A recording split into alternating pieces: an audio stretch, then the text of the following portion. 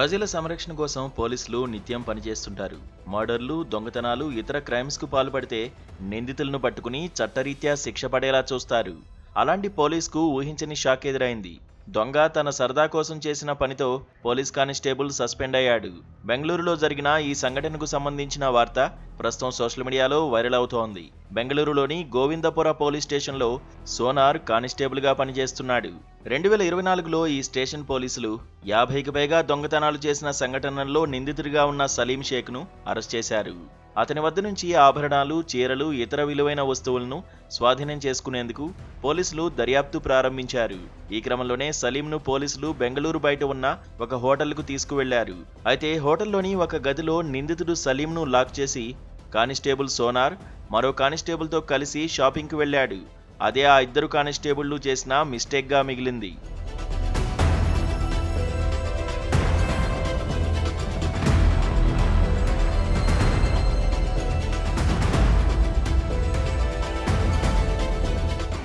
హోటల్లో ఉన్న నిందితుడు సలీం ఊరికే ఉండకుండా గదిలో కలిగి తిరిగాడు. రూమ్లో ఒక పోలీస్ డ్రెస్ కనిపించింది. అంతే, అతనుకు ఆలోచన వచ్చింది. వెంటనే ఆ డ్రెస్ను ధరించాడు. ఆ తర్వాత తన భార్యకు కాల్ చేశాడు.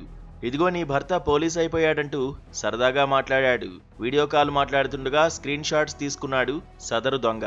అయితే నిందితుడు ధరించిన పోలీస్ యూనిఫామ్ సోనార్దే. ఆ డ్రెస్ పై అతని నేమ్ బ్యాడ్జ్ ఉంది.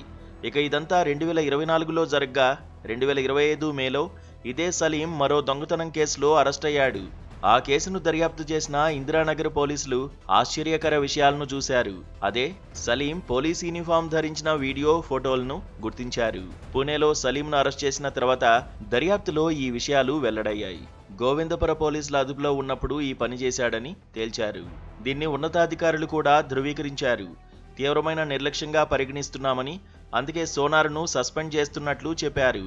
సలీం సరదాగా చేసిన పని వల్ల సోనార్ సస్పెండ్ అయ్యాడు.